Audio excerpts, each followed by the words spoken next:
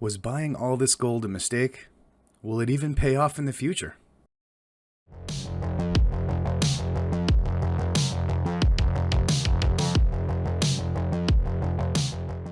Hello YouTube, this is Persian Stacker. This is a channel about investing and collecting gold and silver coins or bullion to preserve wealth, hedge against inflation. Along the journey, we'll discuss history, comment on current financial themes, and unbox new additions to our stack. So please feel free to like, subscribe, share these videos. Let's get into gold. Over the years, I've had moderate success in buying and selling gold, but the real point or the real reason why I buy it is to preserve my wealth and hedge against inflation. Now, in the stacking community, we hear this term hedging against inflation pretty often, but I want to go into some more specifics on what that means in real numbers and what it means to your gold stack and even silver. Over the last 3, 5, and 10 years, we've seen dramatic increases in gold. The question is, how about longer than that? Does gold preserve wealth? Does it actually get you rich? What's the whole point? If you look at just basic inflation, I'm going to start with the year 1986, for example. That's the first year the American Gold Eagle started being minted, as well as the American Silver Eagle, as a investment grade bullion for most moderate and amateur investors as well. Basically, if you take cash, for example, and you stuffed it into a savings account, or I don't know, under a mattress or in a mason jar in your closet, you take the average price of gold for 1 ounce in 1986, that's about $391. Today's prices, it's about, at this time of video in January 2021, we're at about $18.45 an ounce. You take that same cash of $391 for that 1 ounce of gold in 1986, it will be worth today $160. That is a negative change of 59.2%. Not a good investment. Clearly, as you move through the years, you see the same trends. If you take the price of gold, for example, in 2010, that's 10 years ago, it's about $14.20. You put that under a mattress or in a low-yield savings account. Today's value, 10 years later, $1,154. That's a negative 18%, 18.7% change. And just 5 years ago in 2015, when gold dipped down to about $11.59, and you put that under a mattress or in a savings account, just held it as cash, it would be $1,023 today, and that's a decrease of 11.7%. Not a great investment tool. In every case and scenario, you actually lose the cash value, lose money because of inflation. Now, gold, for example, sure, the last year or two, you've seen ups and downs, a lot of movement, and people tend to do a lot of gold watching or price watching or spot watching.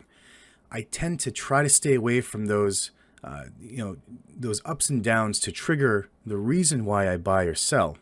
You want to look at long term. Just for example, again, gold in 1986 at $391. The value today is, it's up to $1,454 for that 1 ounce of gold. So you've made, almost $1,500 on that 1 ounce since 1986. If you take that same ounce of gold in 2010, you would have gained $425 per ounce. In 2015, so that's 5 years ago, you would have gained $686. So even in buying gold and keeping them in the shorter term, even a 5 or 10 year run, you do quite well and make a nice percentage. Gold for 5 years is about a 65% change, and 10 years, it's about a 40% change. These are smart investments. They're not designed to get you to become, a millionaire unless you invest $1 million, but it's definitely designed to beat that inflation rate and keep that cash, that wealth you generated at that time intact and at least beating the inflation rate. Now, when it comes time to buy gold, there's certain premiums that are attached to most of these investor grade or government backed minted bullion. And they vary a little bit.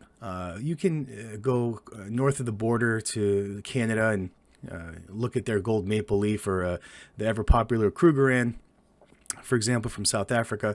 Those premiums run about 5% over the spot price of gold. When you look at an item such as a U.S. minted bullion product like an American Gold Eagle or the American Gold Buffalo, those premiums tend to be a little bit higher. As of today, the Gold Eagle you can get at about 5.5 to 6.5% premium. Gold Buffalo somewhere about a little bit higher, about 6.5 to 7% at the most premium. The average about 6.75 probably. So these coins that are ranging from $1,940 all the way close to $2,000 become a little bit out of reach for the average person, obviously. So in response, most of these coins come in fractionals or less than 1 ounce. Let's take the gold American Eagle. I would say is the most popular government or even investment grade bullion coin in the world. It's most recognizable, easiest to sell, and it retains a lot of its premium over time. The key word here is over time. So for example, if you were to buy a half-ounce Gold Eagle, you're looking at about a 9% premium versus the 1 ounce of a 6% premium. A quarter ounce goes even higher at about 12 to 14% premium. So a half-ounce Gold Eagle you can probably buy for around $1,000, $1,010. The quarter ounce you're looking at $520 to $530. And the most popular 10th ounce, due to its affordability, carries a weighty, massive 25 to 27% premium. Even with that premium, that 1/10 gold is about $230 to $240 per coin. Now, most people say, well, hey, Persian Stacker, I can only afford the $200, $300 a month for gold, or even maybe $200 every 2 months. But I suggest to hold on to that savings, give it a couple more months, and spring for the quarter or the half-ounce gold. My goal this year in 2021 is to buy or purchase 1/2 ounce gold American Eagle per month. The reason for that is I was doing a lot of quarter ounce pieces in between this couple ounces here and there, but I could save 5% premium just if I waited another month. Instead of saving the $500 something, I'll skip a month and buy one every 2 months at $1,000 and save the 5% premium. So what happens if we want to resell? Well, if you resell right away, in terms of you buy some gold and a few months later you want to sell it, you're only going to recapture about 1 or 2% above spot in most cases. However, if you go to your local coin dealer or maybe do some private sales such as eBay or, God forbid, Craigslist, you may be able to capture a little bit more premium. People tend to buy them at just a few dollars less than, say, those large bullion dealers online, and you may be able to get an edge there. However, if you want to sell a few pieces, it's harder and harder to do that to private sellers.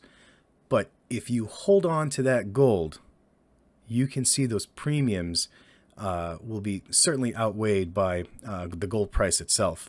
For example, just a 3-year period of holding on to that gold, we've seen gold rise 37%. That beats any of these premiums you see here. So, at the very least, even if it's a 10th ounce or a quarter ounce, it never hurts, in my opinion, to buy gold if the intention or the intent is to hold on to that thing for at least a few years, or in my case, retirement or passing it on to my kiddos. And my children can take that gold, and my hope is that they can use that as a safety net or pass it on to their children as well. Now, the other nice plus side about the American Gold Eagle is, and the American Silver Eagle, but we're talking about gold here, is its ability to be incorporated into a self-directed or self-appointed IRA, an actual retirement vehicle. So you can take those gold coins and use them for a self-appointed IRA. The only drawback is most of these IRAs require you to have those gold coins stored in their vaults or their storage facilities. So you don't get to play with it and touch it and look at it and talk about it on YouTube, or hopefully not to all your friends. You want to keep that kind of guarded, but there is the option if you wanted to do that. The other nice thing when it comes to resell that gold is, for American Gold Eagles, you do not have to fill out a 1099-B form, which is a reportable form for capital gains tax. Capital gains is whenever you want to sell an asset, or in this case, gold is considered a collectible, and you create a profit, you need to pay tax on that. Now, for other coins like the Maple Leaf Krugerrand and almost whatever else, you have to sell 25 or more 1-ounce gold coins to trigger the capital gains tax. Same thing goes with gold bars. You have to sell, 20, whatever, I think it's 25 bars. And even silver, if it's, 1964 and like 90% silver, you have to trigger like $1,000 face value will cause that to happen. So if you're selling large amounts or you want to collect a lot over time, that's one nice feature about the the Gold American Eagle, is it's exempt from that 1099-B form. I'm not a tax accountant or professional, and I pay all my taxes and I keep everything on the up and up. But those are just some nice things about the Gold Eagle. So if you're, the bottom line really is, if your investments aren't providing returns equal or greater than the inflation rate, you're probably in trouble. You'll find yourself making tough choices about what you can afford as inflation eats into your purchasing power. In other words, investors, you and I, we should count on inflation and plan accordingly.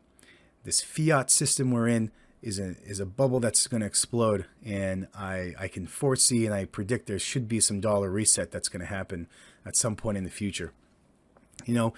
Preparing for retirement or your future it's not going to work by stashing your savings under a mattress, and it won't cut it if you want to maintain or improve your standard of living. For example, if you buy a fixed income security like a CD with a 2% yield, and inflation rises to almost 4%, you're losing money right away.